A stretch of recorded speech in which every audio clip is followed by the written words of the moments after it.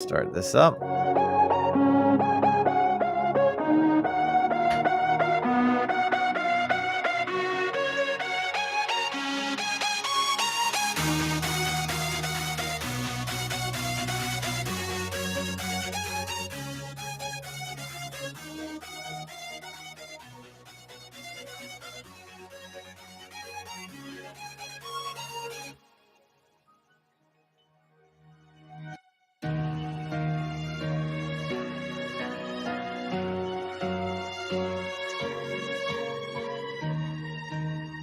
Okay, that's enough intro music. Hello, everybody.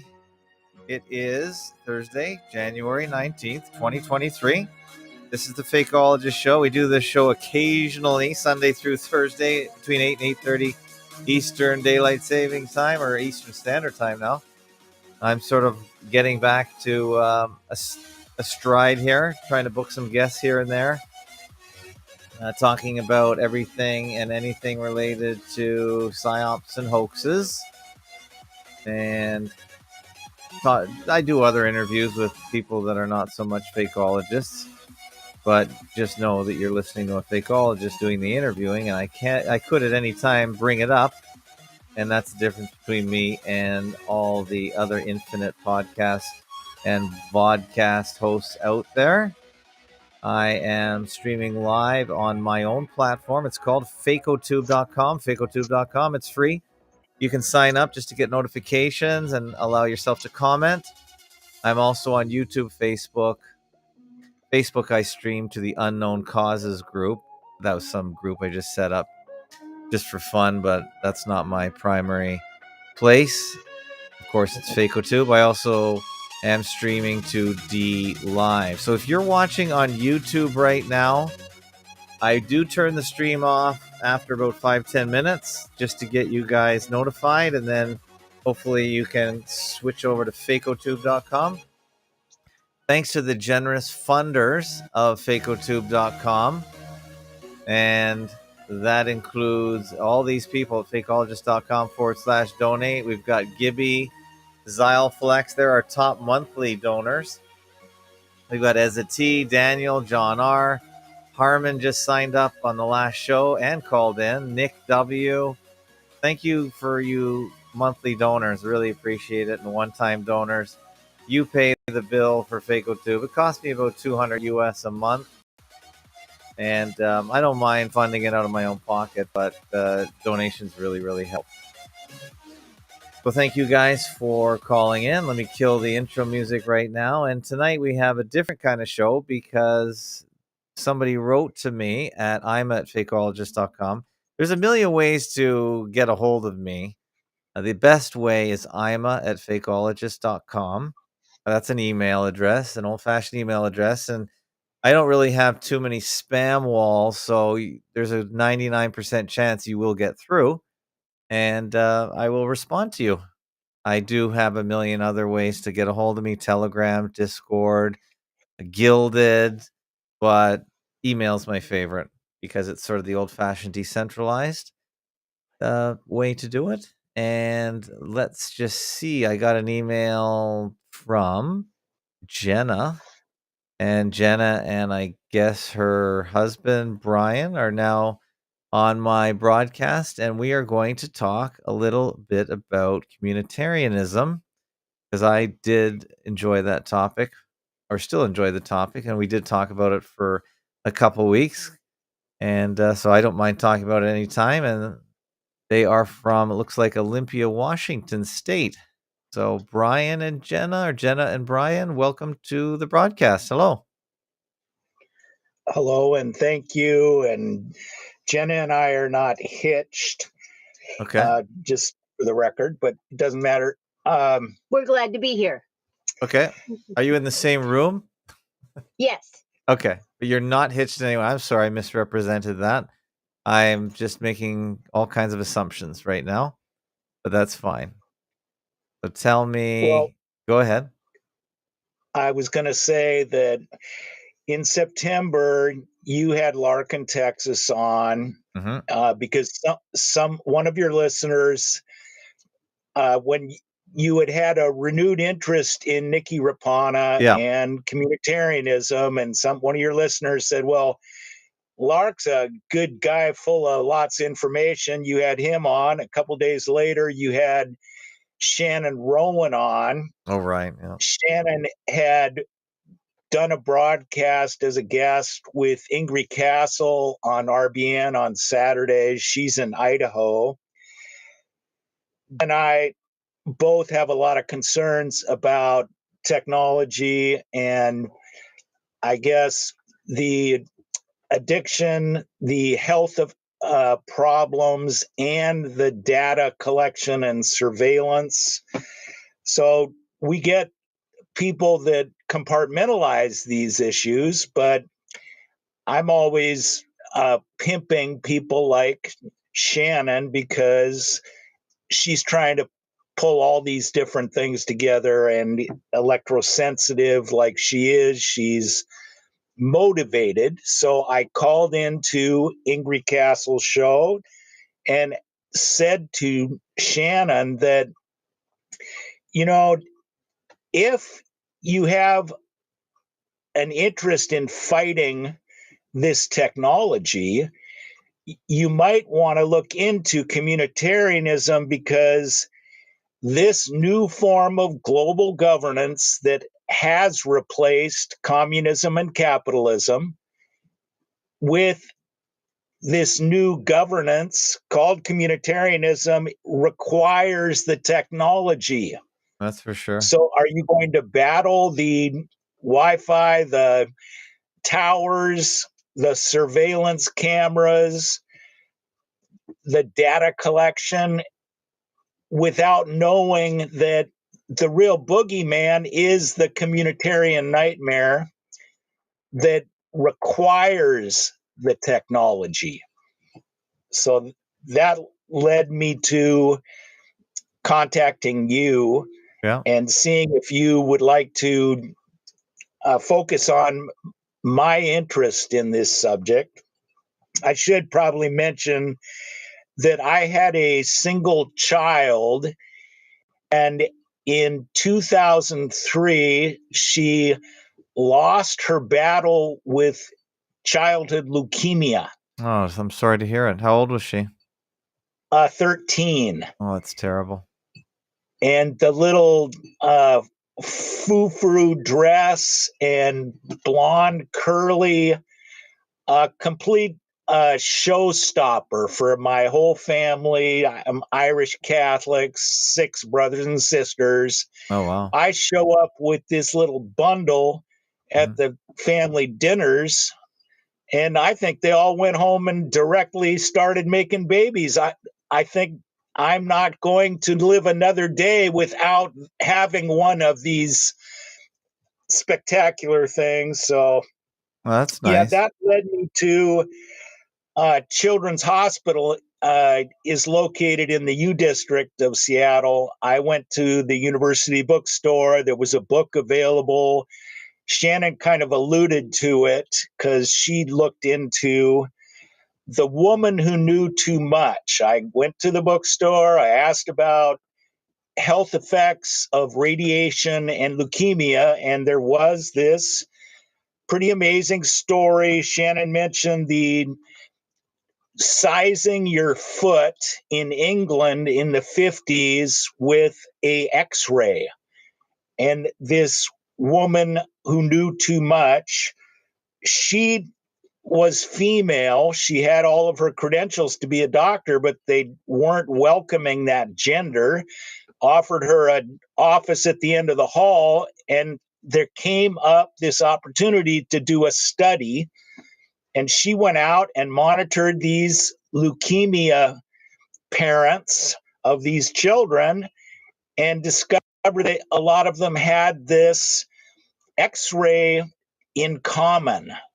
So this led me to, a lot of conversations with Dr. Martin Paul. He's in Portland, and he is a world-renowned expert scientist and professor, and he gets very little airplay and is definitely on the do not promote list, but his concerns about all this stuff is pretty top notch. So yeah, Jenna and I pimp people like him to go on these broadcasts. But frankly, people are so addicted to this technology. We're utilizing it now. I'm not hypocritically unaware. And in a lot of people, it is their future. Jenna has a 22-year-old son who's at 17 had sat on the couch playing video games and doing nothing for several years. And he had taken up some criminal behavior involving cleaning out Jenna's meager checking account because he could write down the numbers when she would make a purchase on the telephone. He started going into the neighbors' houses to play video games and or watch movies. And yeah, our neighbors were saying, Zadi left his name on the computer at my house and I know what he's up to. Hell, I'm addicted to video games. My friends are. They're saying I know what he's doing. Long story short, Jenna just said, look, I don't want to put you in juvenile detention. It costs me $60 a night. We're going to have to come up with something else. We started looking at adoption. Jenna has a know-it-all older sister, always, telling Jenna that, if you just do it my way, I'm always right. Anyway, regardless, she adopted him. But after he sat on her couch for a few years, when the recruiter for the Marines got wind of, he was interested in the gaming, and they just love this gaming thing. It's rumored gaming has been created to suck these kids into this. Anyway, Yeah. he's currently on a ship across the Pacific, Singapore. He's been to Hawaii. Oh, he's in the Navy now. That's your son, Jenna? No, he's a Marine, but Marines work with the Navy. Right. So. Sorry. He's in the Marines. Okay. He's on a ship. Oh, that's cool. And Jenna, so that's your son? You're talking? Yes. Oh, okay. How did you and Dave or Brian get mixed up? We met at a farm. Mhm. And there was an ice cream social. My son was like 7, and I thought, well, we're living in this neighborhood. Let's see the local farm and check out where food comes from. Right. And there was a haying operation going on, loose haying. Mhm. And it was summertime, great exposure experience. And Brian had the gurney lift all set up, and Zadi was chosen to pull the rope and drop the hay into the barn, and everyone shouted. It was a great experience, and we just kept coming back, and Brian asked me out not too long after. And you're in Olympia? That's the kid. Yes. Is that the We're state? about 10.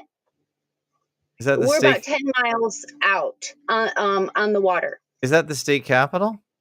Yes. Okay. It's one of those state capitals that's not in the middle of the state. But I guess they're not all in the middle of the state. Okay, so you're here today to speak about communitarianism. You said you spoke to Nikki Rapana, who I never spoke to, I don't think, but I spoke to her daughter, Nikki, who also, or sorry, Nordica, who's pretty darn knowledgeable about these sort of things. So where is your communitarian angle? Where are you, and how are you interested in all that? Well, I think post 9/11, Jeff Rents is in Oregon, and I'm perusing his website. He's allowing Nikki to post articles and interview her on his broadcast. I'm from Seattle. Nikki was at the WTO battle in Seattle, and I was as well,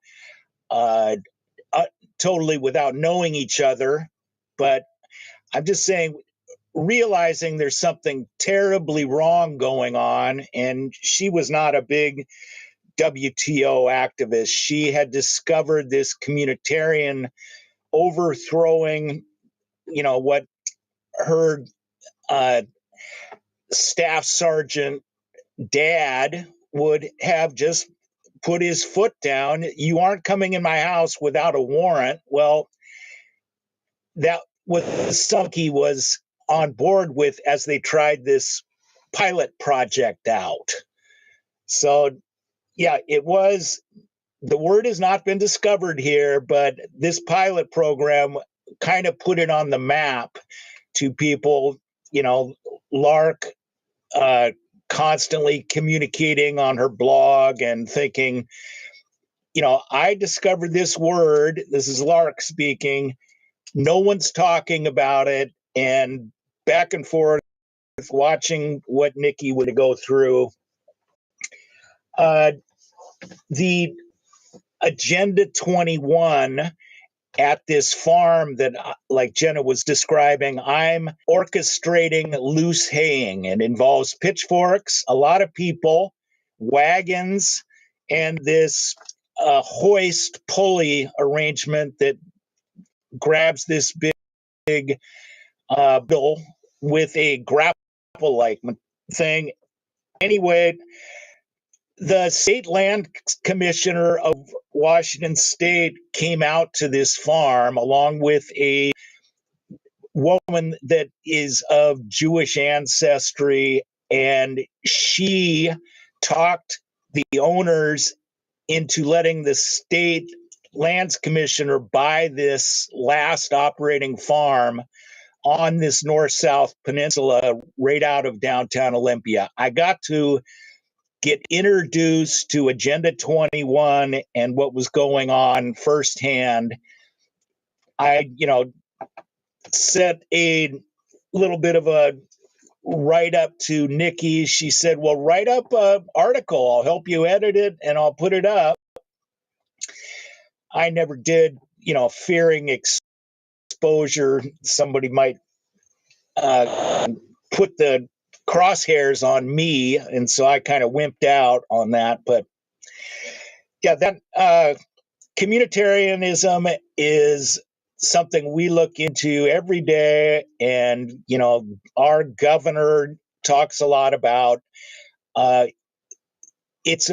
People need to think more about the we and less about the me. And we are all in this together. So I believe, still involved in the forefront of this kind of thing.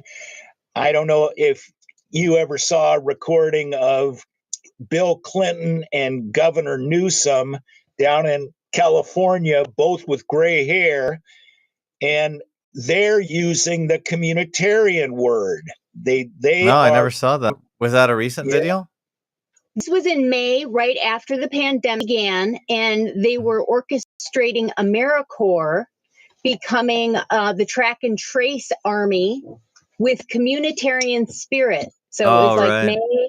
Yeah. And they were, I think Newsom used the words, I'm mesmerized by the communitarian spirit in these young AmeriCorps participants that are going to help our nation by tracking and tracing. Yeah, whatever happened to tracking and tracing? That went by the wayside. That's disappeared. It did. Because I think they had in their back pocket the biometrics and then the COVID, the passports. Because people that were wanting to travel, that was motivating them to get the jab. But again, it was through this communitarian idea of sacrifice yourself for the good of others. And there was immediate division and that subtle shaming, which is also another psychological maneuver to force people to go with the hive mentality. And I feel that communitarianism, it showed itself so brightly through how they were managing and influencing people, neighbors, family members, right off the bat. It was like right out of the handbook, in my opinion. Oh, I agree. So, Yeah, I agree. yeah, AmeriCorps full of a bunch of 20-year-old snot nose coming to tell you that somebody ratted you out. They didn't need to go that far.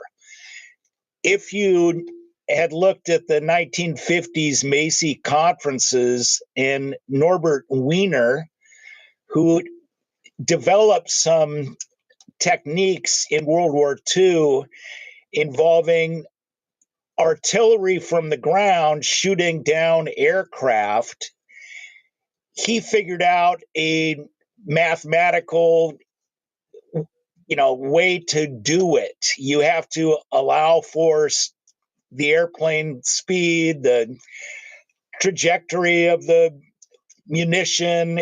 He figured out how to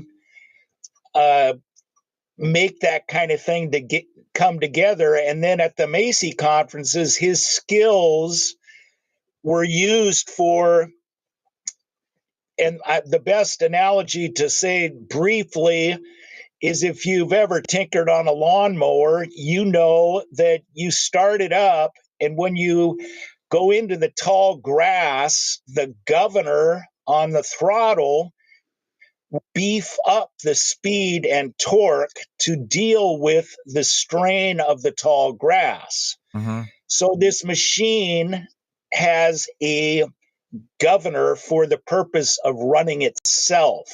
Mm-hmm. So the reason why I'm bringing that up is the Macy conferences intended for society to govern itself. We weren't going to have the Klaus Schwabs and the WEF and the Fauci's to hunt down for and be held responsible. We weren't going to need that in Olympia. The shop owners are saying, put on your mask and 6 feet apart. And we're a society that took over that job of the Gestapo pounding on your door. You're not COVID compliant. Yeah, it was self-enforced. Since we're going to talk a little bit about COVID, I'm going to drop the YouTube stream now. So anyone on YouTube, at least one person or two people, come on over to FakeOTube and watch the rest.